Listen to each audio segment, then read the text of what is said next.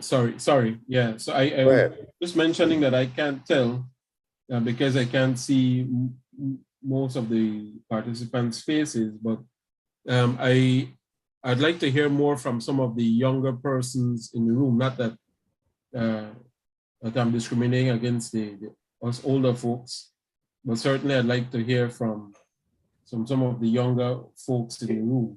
Is there any young person in the room? Let me just ask it that way. Yeah, the TikTok generation, right? Yeah. I think there was a CARICOM youth ambassador in He's on Zoom. Jason Clark. And we have somebody here, but he's outside right now in the break.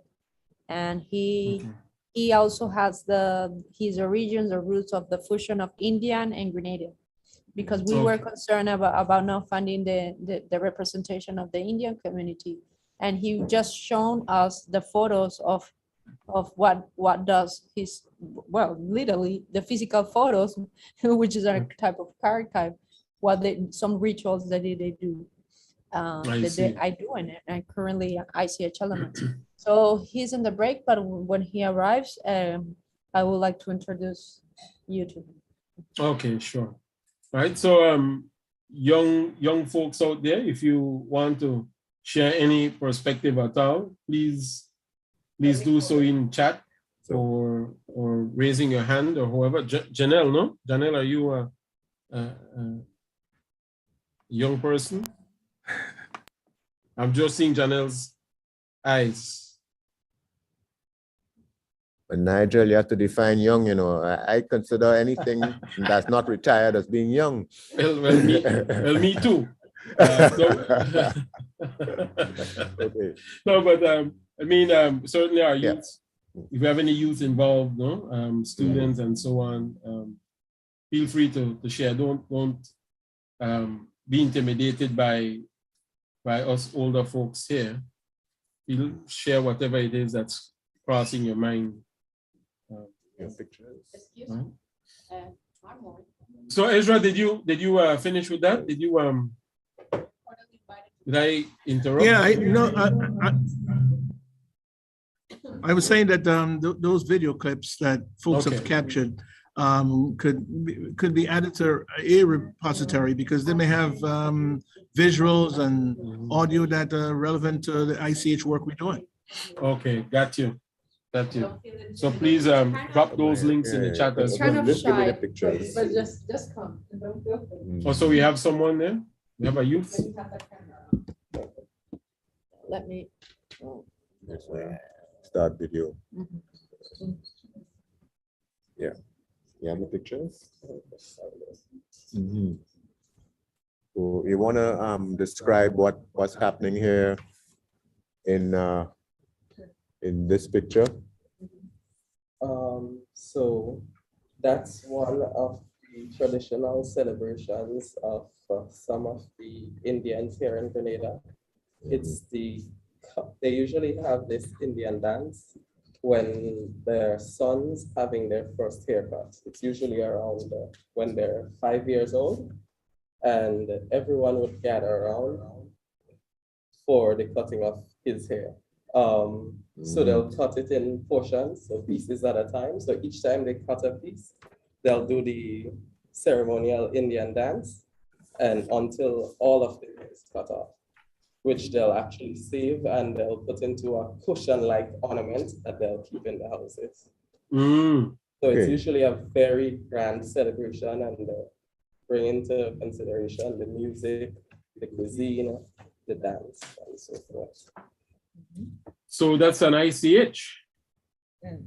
Rituals associated with what? What would that mean? How would you describe that? 1 second.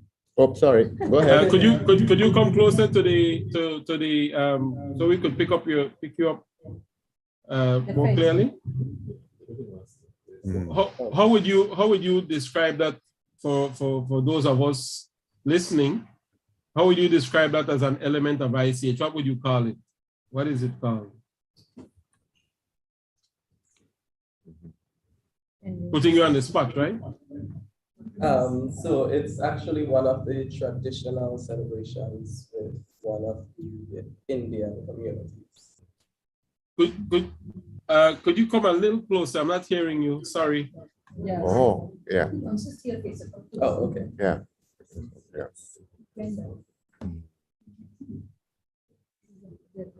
Is that okay? Yes, sir.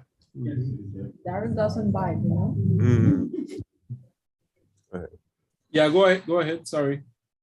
So yes, it's one of the traditional celebrations in some of the major Indian settlements in St. Patrick in Grenada. So namely Red Mud, the Gopis Fountain. And that's one of the traditional ceremonies that they usually have. Well, it's always held up with the cutting of their sons, the first cutting of their sons here. I see. No, when you say Indian, right? Sorry. Are we talking East Indian? Yes. East Indian. Okay, from with roots in India. Indo, say Indo. Yes. Okay. Because I know in some places when they say India, I'm just asking, no? Amerindian, right? Yeah, you mean Amerindian. All right, excellent. All right. So you see yourself being involved with this whole process of being able to document and inventory the cultural elements in your community. Can you picture yourself being involved with that? Sure, gladly. Okay, good. So thank you for that. Then Adriana has recruited well. So thank you for sharing, no, and for bringing that picture. Thank you. I have a question, and what the demonstration we just had makes me ask it. Children on PM come here for school every day. Some children, I should say, primary stays.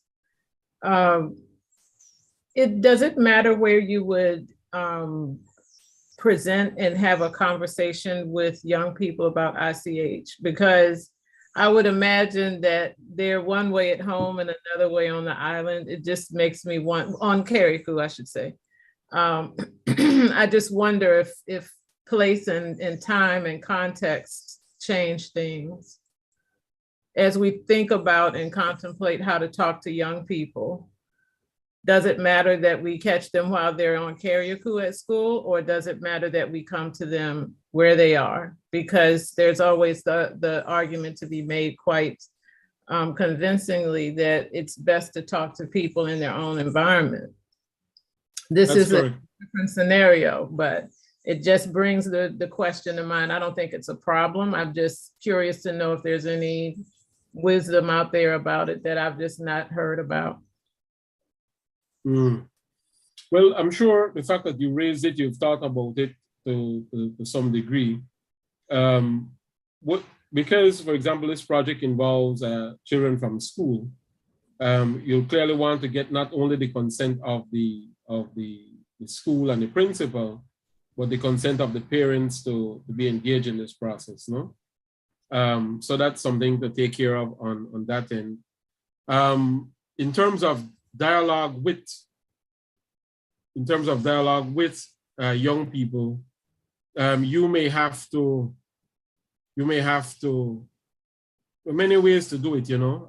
The school environment when they're among their friends is one way, because that the children reinforce each other, and it provides a natural safe space to bring them into an environment like this one, for argument's sake, surrounded by a bunch of adults talking in this sort of language, might not be necessarily beneficial. You might want to reduce the number of adults involved, no? Because it might be an intimidating space, right? But there's also, because of the work you'll be doing, you'll be interacting a lot of family settings as well, where youth are involved. And so that also helps, no? So there isn't a catch-all for it, but there are just certain things to remember Right? And I'm sorry. And one of the best ways to learn about interaction is to first listen, no? And listen to the language, because a lot of times we will use terminologies and that it's just not registering, right? So you have to find different ways to ask the question or deliver the message or whatever, no? That sort of thing.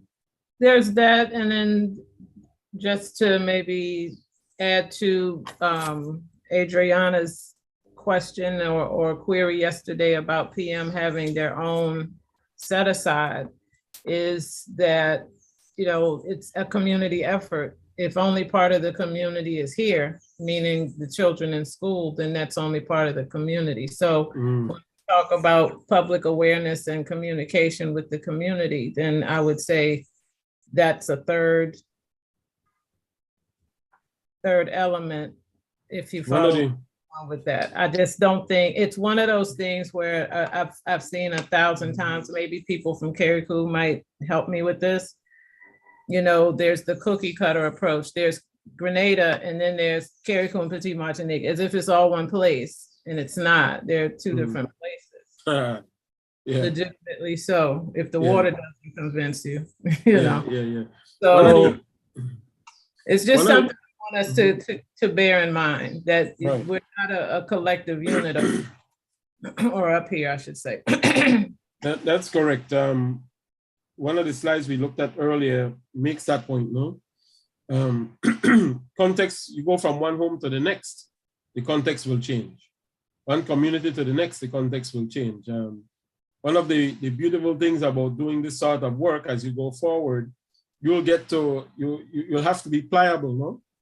Meaning you'll have different sets of experiences, and you yourselves will learn how to navigate that, no? You will develop the skills for navigating different communities, different contexts, and so on. But there's something important you just said about the awareness part. If you can do a general awareness approach for the community at large, especially with this particular project, and I know that's a part of it, that will help with getting people to think about what to expect as the project unfolds, no?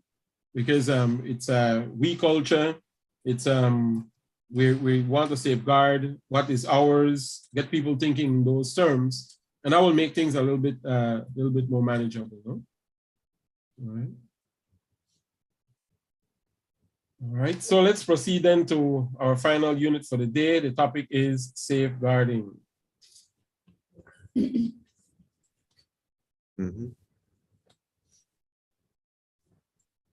Can you see the presentation, the PowerPoint there? Yes, yes. So we'll be looking at defining safeguarding and what we have discussed so far, and discuss it further. The types of safeguarding measures, addressing Nigel, threats. Yes, sir. I have a request. You have the following, the second slide also up, and it makes the first slide a little smaller than readable in our room. Sorry. Sorry. No, one second. Yeah.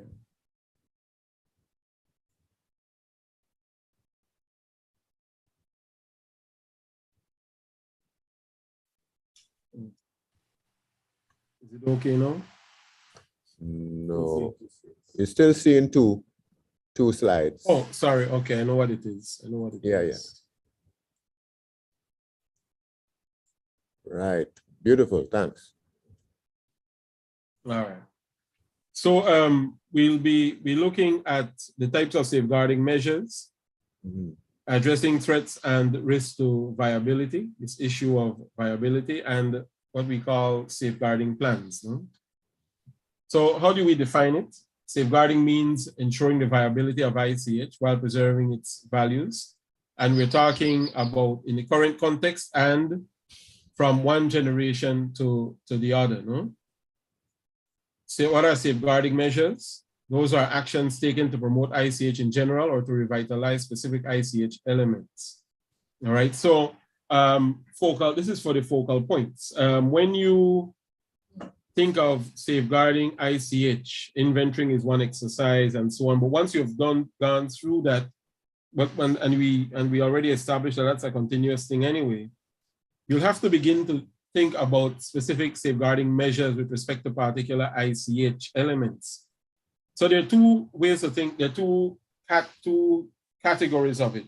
There is the macro category, where as a whole, the focal point, the state, the NGOs are involved in safeguarding of ICH in general, meaning there's a very vibrant, supportive environment in Grenada where the media is involved. The media reports on an element that's at risk, or an elder who is teaching a few other apprentices about an element and so on. That's the macro level, but then there is the micro level where you'll have to begin to target particular ICH with respect to how to safeguard them, no? And that's one of the main reasons you're doing the inventorying exercise, so you could understand the landscape. So they refer to those as safeguarding measures. I want to bring to your attention this concept between safeguarding and conservation, right? On the first day, there was a slide where we looked at the difference between the World Heritage Convention and the Intangible Cultural Heritage Convention.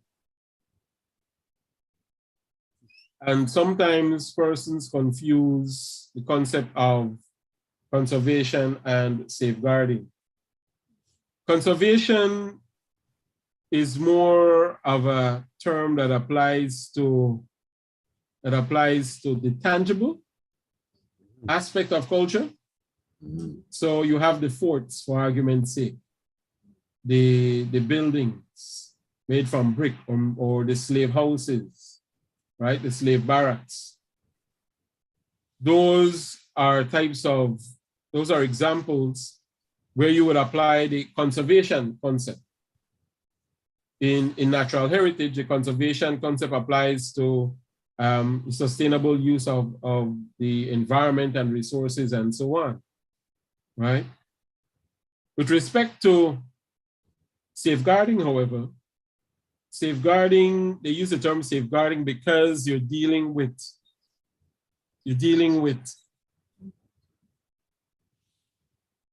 a more invisible type of reality, invisible in the sense that you can't necessarily pick it up and take it or restore it or so on. You're dealing with very fluid, dynamic ways of living and being and doing things, no? That communities consider to be important.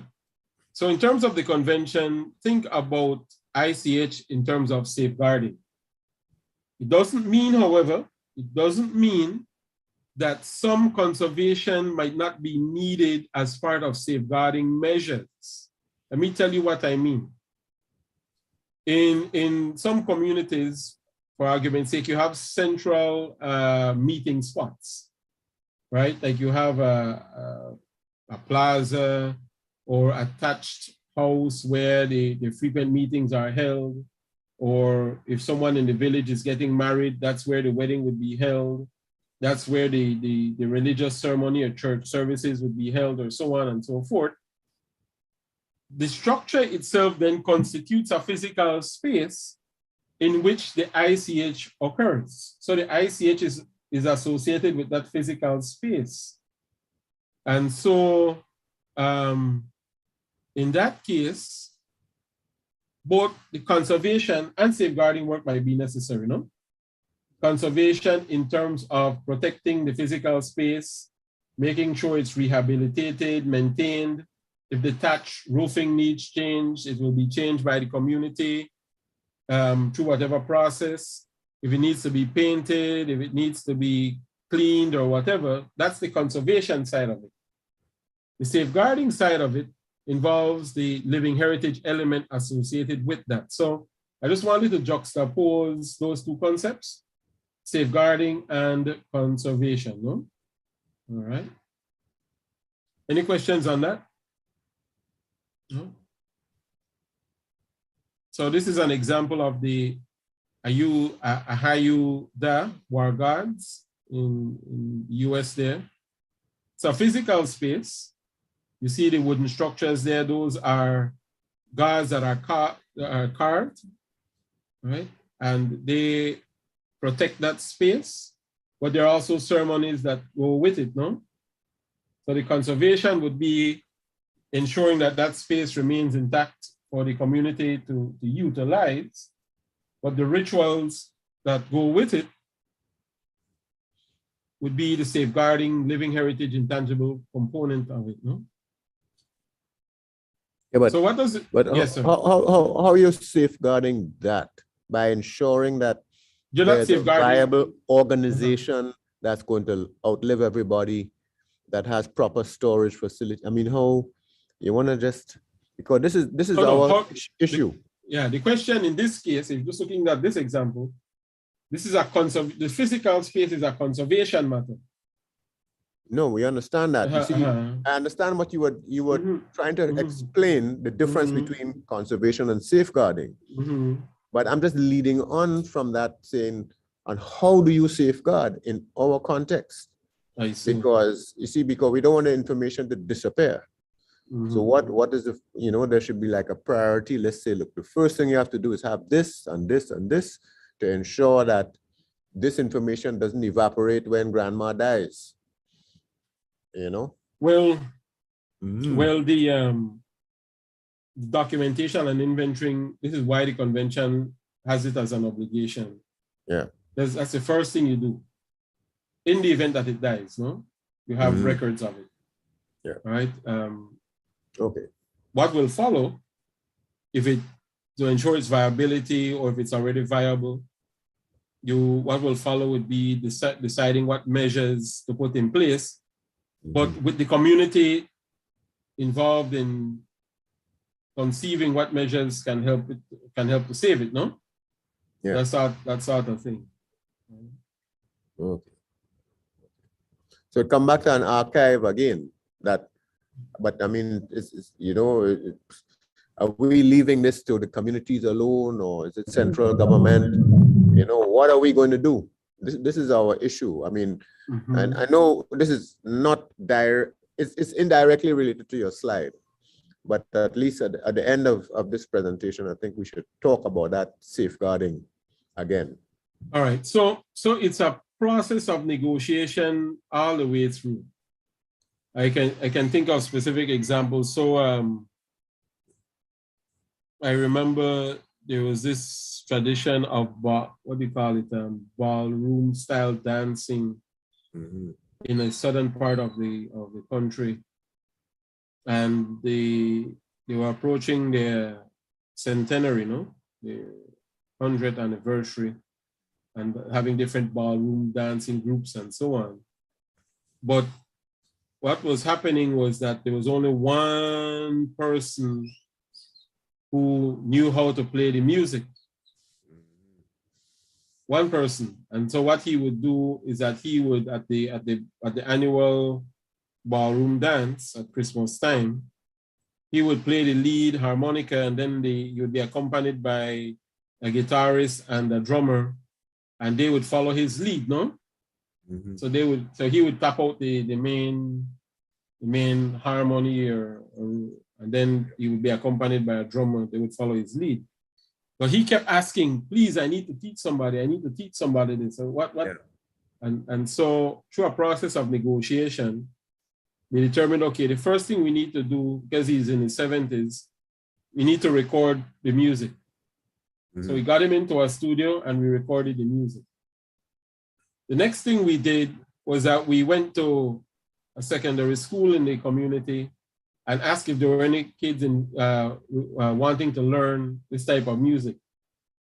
We only had a couple of them come out because the tradition itself was, while it was a part of their upbringing, it was part of their upbringing to the extent where they would go to the ballroom and stand outside the window, stand outside the building and look through the windows of the hall, no? And look at their grandparents and so on dancing, but that was the extent of their participation. So it involved, through negotiation, identifying one or two persons who are with him and he's teaching them and so on the music. But even that is not a guarantee that it will survive. because life circumstances might take those two persons who are his apprentices, might take them, who knows where life will take them, no? And so these are some of the challenges that you will face, and there are no guarantees that some of the measures you deploy will work. Mm-hmm. You just try, and it's a process of negotiation and making the best effort, so long as the communities are interested in trying to safeguard it, no? Mm-hmm. Right. It'll be easier for some than others. Some might just need your financial support. Some might just need technical support because they have that system of transmission nailed, no? It's already viable. All right.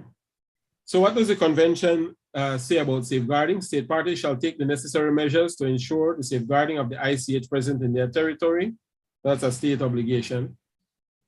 Article 7 makes provision for an urgent safeguarding list. So you'll ask yourself there in Grenada, when you do your inventorying, will you create a list of elements in need of urgent safeguarding? Or will you just do a general inventory and designate them according to the urgency, right? Designating according to the degree to which they're viable or endangered, no? Article 18 makes provision for a register of good safeguarding practices. I noticed the list that you created just now. You have a category there for good safeguarding practices. The convention also makes priority assistance from the ICH fund given to elements on the USL. So if for some reason you have this element that's endangered in Grenada, you document it, you inventory it, the communities are involved, and you want to nominate it to the international level, but you want to nominate it to the urgent safeguarding list, UNESCO gives priority to that. Elements that are in need of urgent safeguarding, UNESCO give priority to. But the beauty of how things have evolved recently is that when you submit your application for nomination to the urgent safeguarding list, you simultaneously can submit application for international assistance for funding to help implement a safeguarding plan. All right. I have to intervene at this point. You see, let's take Karakou again. The regatta is probably going to last forever. It might, Danny Dolan said, the numbers are getting less, but it's still such a big event. I wouldn't say it's too big to fail, but it has a certain amount of sustainability. But the boat building, it's just, and his two sons, I mean, one of them could migrate, the other one, whatever, is a old man. So the thing is, that is urgent. So we definitely have to have an urgent list here. Because especially as we're starting so late, I mean, and you mentioned the grandmother who died anyway, and the process died with her. So we need that list to highlight, because some of the things that are urgent may not be the big events, but we still don't want them to die. That's the element associated with the bigger ICH element. So that those are associated. So since you've recognized that right away, you'll want to try and deploy as early as possible some attempt to get that skill transferred or taught, no? Yeah. Apprentices, however, by whatever means, no? So what do we mean by necessary measures? The necessary measures do states need, or what are necessary measures that states need to safeguard all threatened ICH elements? Not all ICH elements can be safeguarded. Your point you just made, Daryl. Yeah. Not all can be safeguarded. And that's a tough one. When you get immersed in this work, that's one of the tough ones you will face. You will attend funerals and you will realize that at that funeral, that element has taken its last breath, no? It's now being buried. But you see, what this has made me realize is that we think of allocating budget for archives, a building, a storage system. But I never thought of allocating a budget to ensure that the practice does not die out. Because if it's dying out because people just find, look, I don't have time with this, I have to go and make a living somewhere, then you have to pay somebody to maintain that practice. And that's the bottom line here. Yeah, you see, well, there's always that political element. People want to see things. They want to, where you invest in tangible things. Yeah. Because that's a visual reminder of what you invested in. But there's this emerging concept that you probably need. It's best to invest in people first, no? Yeah. That might be the convention encourages both general measures aimed at creating favorable conditions for ICH, I talk at the general level, and specific measures aimed at specific safeguarding elements, no? Safeguarding specific elements, just like the both you identified. So for ICH in general, that's the state, the NGOs, that's the media, everybody is a vibrant environment, a vibrant feeling, a psychology of cultural vibrancy, of culture. And then with respect to specific elements, the boat building, the kite making, the drum making, and these sorts of things. General measures for safeguarding might include, according to Articles 7 to 15, invite state parties to inventory the ICH, adopt legal, administrative, and financial measures for safeguarding the ICH, raise awareness and foster respect for ICH, regulate the participation of communities in safeguarding activities and involve them in the management of their ICH. You know, I've seen sometimes, for example, like here, they put together these festivals, right? And no one, for some reason, no one would ever think of inviting a particular person who has a particular skill to the festival to set up a booth. But all of a sudden, it dawns on somebody when you're doing the ICH work, why don't we know about this? Right? He said, well, sir, will nobody ask me? That's all the person wanted to hear. I was the only person waiting for to be asked, right? And so the state can facilitate the involvement of these communities in cultural events, you know, right? Provide spaces for them. Measures for safeguarding specific elements. Again, you've seen some of these before: identification, inventory, documentation. You see how the young man just now pulled out the photograph of the haircutting ceremony, right? That's an example of documentation. That's an example of how he and his family establish identity as part of their culture and tradition and upbringing. That's living heritage, right? One of the practices that we deploy with teams of inventorying, I just want to mention this. The teams, you send them with, you know, you have these portable heavy duty laptops, you have these small scanners and so on. Sometimes when you go to the families to do the ICH inventory, they'll bring out an album, an old album with photographs in there. And they'll start showing you photographs, and they might give you permission to scan the photographs. You can do it right there and then, right? Do it right there and then. You save it and you get their permission to store it in the archives because it helps to inform of what the element or tradition is. But don't forget to give it right back to them. Don't take it, give the digital copy right back. Right? That is actively promoting access of community heritage, no? So there's the revitalization concept. Ezra asked about bringing something back, raising it from the dead, right? Revitalization refers to bringing something that's hanging on.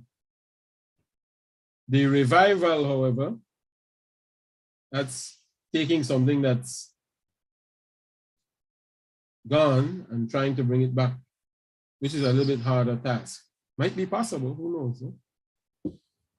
Protecting related places and materials. We looked at that example just now, where you have particular spaces associated with the ICH.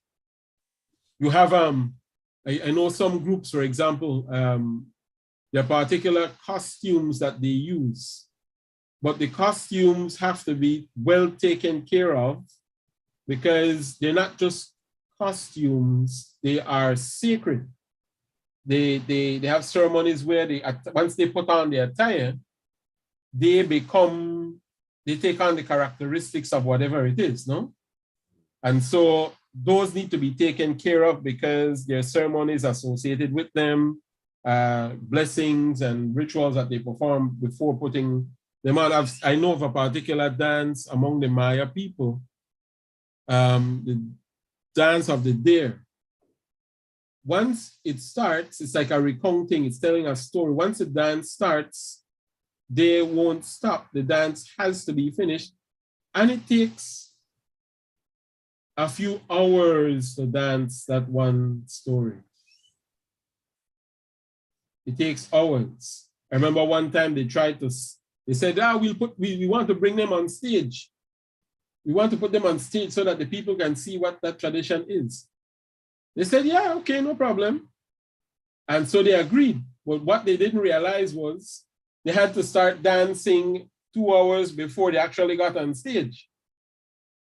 And then the portion that was staged, they still had to continue dancing after they left the stage, right? So there's certain things you want to be aware of because of its importance, no? Related spaces and materials. Encouraging transmission through education and awareness raising, Articles 2.3, 12, 13, and 14. Safeguarding, we're almost done. Safeguarding of viable ICH elements. Viable ICH elements may not require specific measures for safeguarding to ensure continued practice and transmission. They might need minimal support, no? Continued practice and transmission may be encouraged through general measures. So what's a general measure? Is there the carnival? Does the state promote carnival? What does the state do as a general measure to promote carnival? Is it associated with a holiday maybe? Yep. All right, so that's a general measure. There's a holiday. Does the state organize official celebrations during the carnival season? Yes? I don't know, no? I don't know, but I'm just asking, so you have general measures that may be deployed that will keep it viable. Maybe like the Tourism Association, maybe they run camps and educate. So those are general measures as well, no? Keep a thing viable. Assessing threats and risks. Safeguarding measures address threats and or risks to the viability of the ICH. Those are covered in Articles 11 and 14, Operational Directives 1, 2, and 7. And then you want to consider ethical principle 10, no? Here's what that is. If you are inventorying something and you identify particular threats and risks, here's the question for you. Do you have an obligation to query whether or not you should try to deploy measures to mitigate the threats and risks? You have an obligation. If I go into the community where, let's say, Shakespeare's Masque, and you inventory, you document your inventory, and you realize that there are threats and risks to this element, and the community is asking you for help, you have an obligation to try to mitigate or assist. You see what I'm getting at? You see what I'm getting at? So you see the responsibilities that are associated with this, no? Right? With this sort of thing. There is a responsibility, ethical responsibility that goes with it. You're not just there to document. You're there to assist with safeguarding. Right? Here's an example of the Voladores ceremony in Mexico. I think you've seen this before, where they have this ceremony and they jump off the pole and so on, and they swing around the pole. So it's called the Flying Men. It's a fertility dance performed by several ethnic groups in Mexico and Central America, especially the Totonac people in the eastern state of Veracruz, to express respect for and harmony with the natural and spiritual world. There are variations of it through Central America, no? Even the mounting of the pole involves specific prayers and blessings, because if the mounting of the pole is also a challenge, it requires a lot of manpower. And so they pray for protection, because sometimes the pole might fall and kill individuals involved in getting it up there, no? So what are threats to the viability? The flight of the Voladores around the pole is the climax of the ceremony. Increasingly, only this part of the ceremony is performed for what? For tourists, outside the community context. Everything is for tourists, right? Poles for the ceremony were traditionally cut down in the forest and ritually prepared.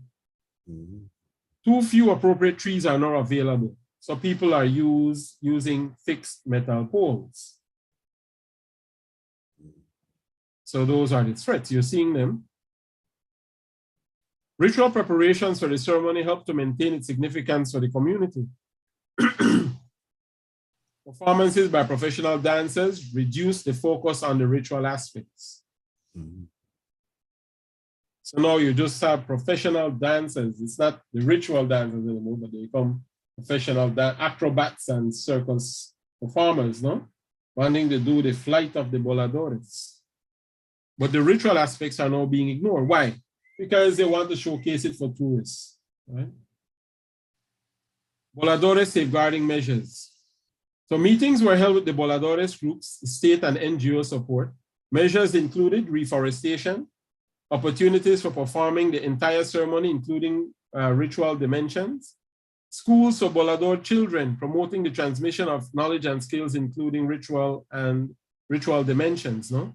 So they saw what the threats were and they developed measures for it. Same thing you'll be doing, right? Safeguarding measures with the communities concerned. You want to ensure, again, community participation. You want to assess the viability, threats, and risks, respecting the ethical principles. Assess commitments, opportunities, and available funds. What opportunity is there to safeguard this thing? Identify other partners. Study previous interventions. What was done before? What worked? What didn't work? Develop a range of safeguarding measures and determine the priorities. Okay, if we have X amount of dollars and X amount of resources, what do we give priority to? Implement safeguarding measures and undertake the monitoring and evaluation component of it to ensure that, and as best as possible, that the measures are addressing the threats and risks. So when you're actually in the field, it looks something like this, no? To identify the activity, who are the stakeholders, what is your timetable, just like what you did in preparing this project. Same thing you do with safeguarding measures, even for specific elements. What are the costs and the needs and what are the expected outcomes? And then you use the same sort of dynamic to gauge whether or not over a period of time, you're successfully helping to revitalize or safeguard particular ICH elements, all right? So that's it for safeguarding for today, ladies and gentlemen. Nigel, before you run and dismiss us, I think Margaret had a question about the way the UNESCO ICH framework is organized. It's horizontal, she pointed out, but in the elements, she claims it's vertical, meaning that like in a family is hierarchical. So how does, her question is the idea of vertical cohesion of an element against the guidelines that you discussed earlier in slide 9, bullet 1. Okay, let me go slide 9, bullet 1. Here? Slide 9? It was in the other section. Hang on one second, I'll find it. Before the break. Yeah. Oh, it was before the break? Organizing the information. Okay. Okay, I'm not sure I understood the question, but let me tell you why I understand the question that you asked. You're asking if there are hierarchies in terms of how elements are inventory? No, she's saying that the ICH framework that's UNESCO is horizontal. That is, you're moving out, communicating, but within the family, it's more hierarchical. And an element in particular will be vertical. So the question she has is the idea of vertical cohesion of an element against the guidelines, which is the UNESCO guideline, which is a horizontal approach. You see, UNESCO will not, the convention. Margaret, is that Yes. decent interpretation of what you. Well said, yes. If we oversimplify just to make it easier in case people listening aren't following the question. If I'm a hairdresser and my competitor is a hairdresser, UNESCO walked up and said, all 10 of us hairdressers here make a group. We're not a group. We don't function that way. We function within our own unit. And I'm discovering that some cultural practices, it doesn't have to be a family, it could be a village. I heard someone yesterday, I think it was, mentioned that Carnival was a village. There was more intensity within a village more than it being a centralized celebration traditionally. That's just another example. But I've found out that when you talk vertical, people were much happier than trying to create a hybrid group that they never agreed to being a part of. They've never functioned that way. So to get them to suddenly do it the UNESCO way without there being a huge incentive attached to it. That's why we have, for example, the Boat Builders Club of Carriacou. Yeah. All right. So there is no, with respect to what processes you use, there is no UNESCO way. That will determine the state, you will determine that, no? Together with the communities. Because remember, I just wanted to make sure we're not going against a regulation by UNESCO on that, and it's not seen as creating multi-levels or whatever that language was. No, that's why the convention says in the context of your situation, you know what the situation is on the ground. And if you organize a particular principle and the communities want to participate in inventorying, for example, you can't force them to come together, even though you might think it'd be a safe, a nice outcome or so on. You can't force them, right? You could interview them separately if you're doing inventorying. If you want to encourage the viability of the element, with the possibility of them earning income and so on, you might encourage them to come together, but you can't force them, no? That's the only downside. So, well, I don't even know if it's a downside because there's wisdom in everything, no? Sometimes you see what we think is an opportunity and you tell people, come together. No, you should come together. But then there's some invisible things at work that just won't. You'll probably destroy all of them if they come together, no? Yep. Right? So it might be better to leave the system and the structure as is, no? All right, thank you. All right, any other questions for today? And then I'd like to give one assignment for tonight.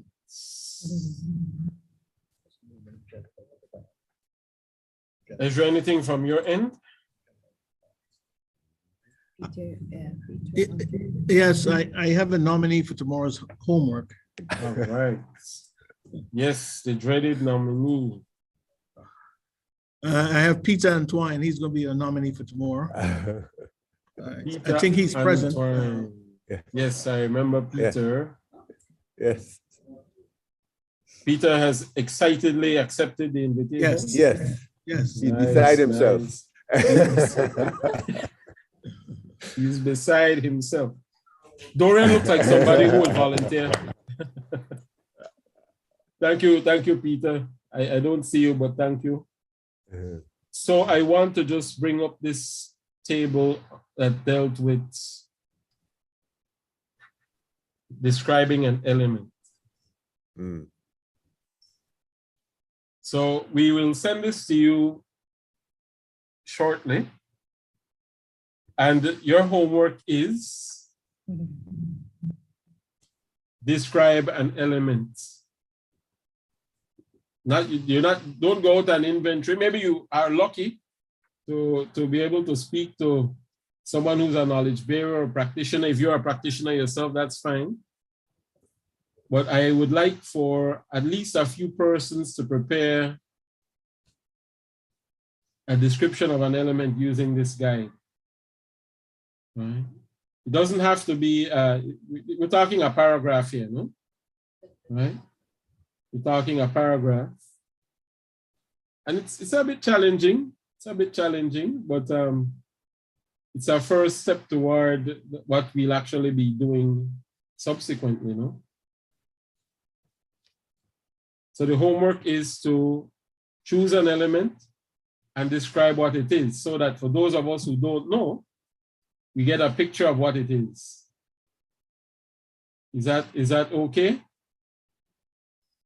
Do we have any teachers? Adriana, do we have teachers here? If we could specifically ask a couple teachers to take up this challenge. Do we have any teachers in the room? Yes. Oh, sorry. Yeah. Just 1 second. Yes, we have about 3 teachers here. 3 teachers. Are they sitting there with you, Ezra? Yeah, we have about 3. So I'd like to turn the spotlight on them. Could you have that iPad? Just a second. So, I'm going that way. I'm Oh, sorry. sorry. just so that we get some attempts, no? Yeah. Made at this. The first teacher, excuse, is asking for the teacher. Put your hands up if you're a teacher.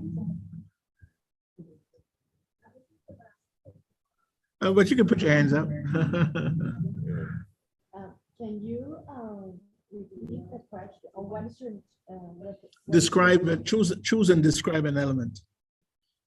But just 1 second. Can you allow her to be seen in the?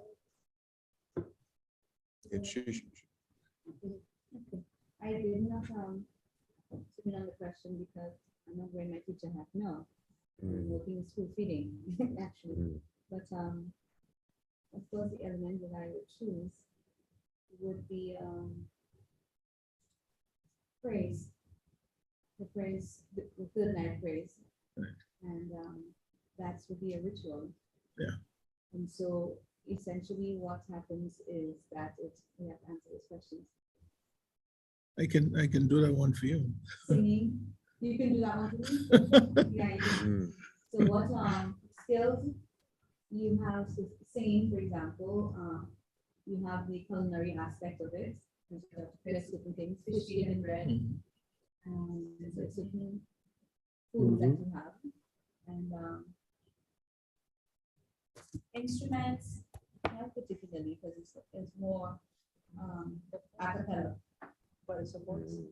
Voice, okay. So his voice as an instrument, yes. Let's see if we get feedback.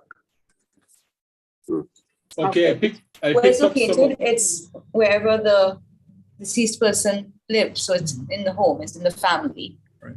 So the yard, really. Yes, persons have particular roles because they are individuals who would come early and they would say the prayers. Usually they're a group of women. Many of them would be from the Legion of Mary, from my experience in the Catholic Church, and they would lead the prayers. And they usually start at around 6 o'clock or thereabouts. There's a ritual, there's a ritual before the actual prayers, which is the women of the village come in and they wash the body. Yes, the ritual before. Oh, but they don't do that anymore. That's when the bodies was there, but not what the body long time now. Right. So I read that somewhere. Yeah. That okay. So was a ritual before, like I did not know Nigel that. spoke. Yeah, you get women. Okay. The women of the village or the community will come in. The body will be lying on a table, and they'll just. Is that Marlene? They will wash the body in the home. Yeah. Oh, okay. So that's yes. Okay. So when the women come around 6, they would pray and they would do the chapelet or the rosary, and then specific ones for the praise that's different from the normal rosary prayed during regular time. So, yes. Is that Marlene speaking? What social or cultural functions is I guess support for the family in their time of grief.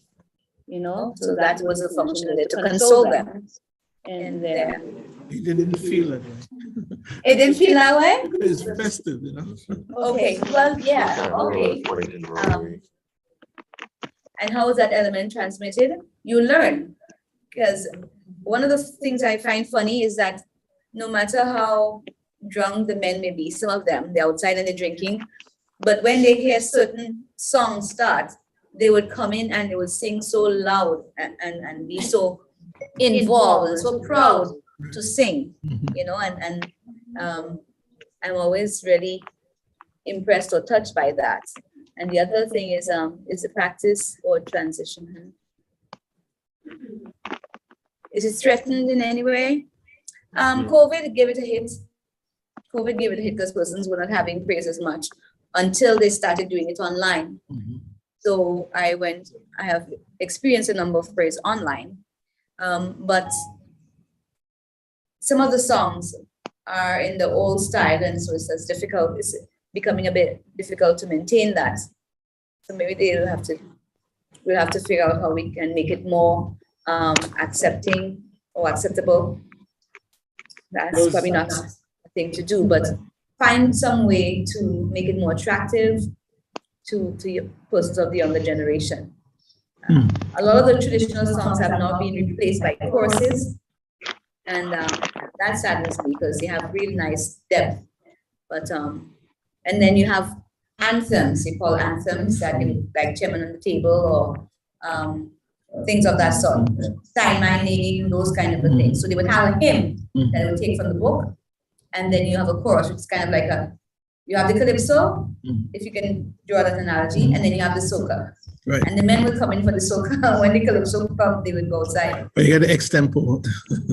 Yeah, extempo version. Yeah. So that is my recollection of that particular element. Excellent. And that is exactly, that is exactly. Okay. Can you hear me? Can you hear me? I can't see what questions I have. Yes, you can. All right, so I guess the element that I might want to focus on, seeing as it's kind of up my alley being an English teacher, is storytelling. So let me see what the questions are. What practices, skills, or other features? First of all, community gathering, or even outside of community gathering, family gathering.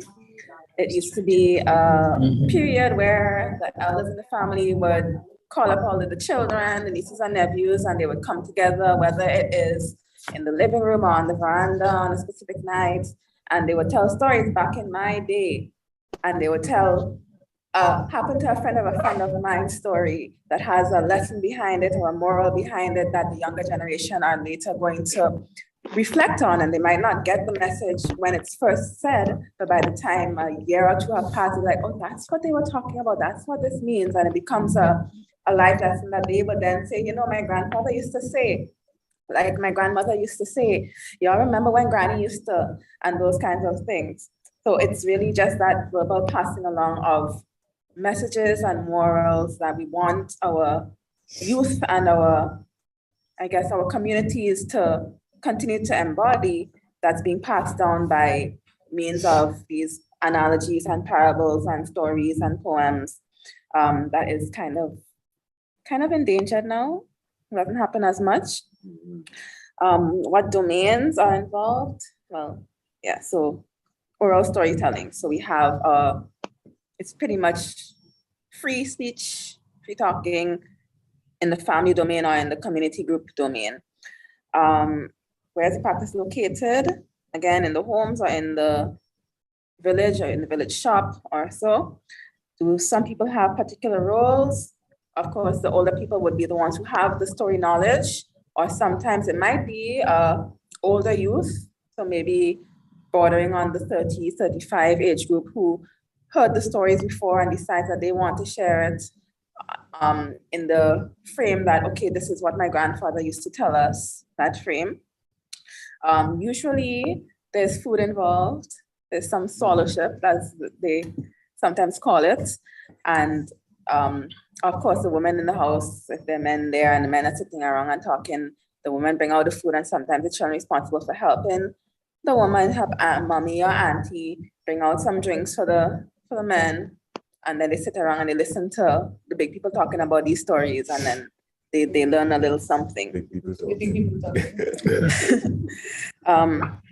What social and cultural functions? Well, like I mentioned, it helps carry morals, it helps carry the values of our society, and it helps carry, especially if it is actually based in reality or in history, it helps teach history in an informal setting where the children don't feel pressure to take notes and remember exact dates and exact names, but they get the general idea of this thing that happened in the past in their community, in their family, that they can embrace as part of their history without it feeling like they're pressured to learn something. They just learn it incidentally. Transmitted orally. Is it threatened? So yes, it's threatened because children right now are on TikTok, on Facebook, on Instagram, or on the video games. And they're not spending that much time interacting with their families. You come home from school, you're locked in your room. Mommy one way working, daddy one way working. Maybe every month, every other month, you might go to visit granny and granddad. So you don't really see people like that. Even in the shops now, the younger generations, you might see that, okay, this one particular bar or shop, that's the old people bar. And then this one over here, that's where the young people go, and all they want to do when they go there is drink and maybe play pool, and that's about it. So there's not that coming together of the different age groups to pass on stories like they used to be. And we also aren't having as many little community events where people outside the family might just come visit and see what it is that the older people have to say. So it's threatened in that way. So I think that's what I have to share on that. And I just want to add something to this wonderful presentation. I grew up in a house, family house. I was part of the last generation. House was built in 1911, brick and concrete. And I remember we used to sit on the front step, the family, during moonlight, because that's a big piece of Grenada's tradition, moonlight. And those of you who remember moonlight nights, special nights. And that's when we used to do the storytelling, Brother Nancy and the Brad Patch and all of that stuff. I can't remember the details now, but those were some of the stories that were told. Okay. All right, over to you, Nigel. All right,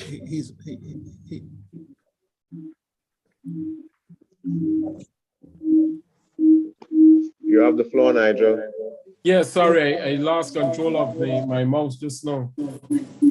But thank God for teachers. The two teachers there did an excellent job on exactly what will be the process, part of the process going forward. All right, so I give them a round of applause. The only thing left at the end there was for me to hear one of those stories, no? Which I love hearing, by the way. You guys do Anansi stories, no? Anansi? Yeah, just mention it. Yeah. But so guys, the idea for tonight is just to reflect on an element, and just tomorrow morning we'll start randomly with a couple of them again to get the process, the practice of describing the element. It'll be the first phase of when we actually do the community inventory documentation work. It will help with putting together our inventories in a reasonable way, no? So we will need this sort of expertise on board. Persons who can look at these, the information that we gather, and be able to write it in ways that everybody will be able to understand, no? All right, so that's the homework for tonight. Just reflect on the elements. Think of, while you're doing that, think of Darrell's homework. What other elements can we add to the list? Are the domains that are there reasonable? We're open to amendment and suggestions and so on. And then we go from there. No? So it's very easy. You guys have stayed nearly an hour and a half later. My goodness gracious. Congratulations, you're really committed. I feel badly about the whole thing because, but you guys are committed, no? Yeah. The discussions have been and look at the chat. Ezra, I hope you've been keeping track because there's lots of information in there, right? To account for, right? All right, guys. Any housekeeping matters for today? We will send out that sheet that was on screen just now about describing an element, no? And so just think about that tonight and come prepared to do what our two teachers, that was Marlene and who was the second teacher? Names, praise. It was Rochelle Finley. And Rochelle Finley. Rochelle, yeah. Yeah, so come prepared to do what they were able to model for us this evening. All right. So thank you guys. And unless Ezra, you have any wrap up, and then we are done for today. Well, I think the folks are so alive, Nigel, I think we can go some more. What do you think, Adriana? Shall we? Okay. All right. All right, guys. So thank you then. And thank you for hanging in there. And we'll see each other tomorrow. Okay. Thank you, Nigel.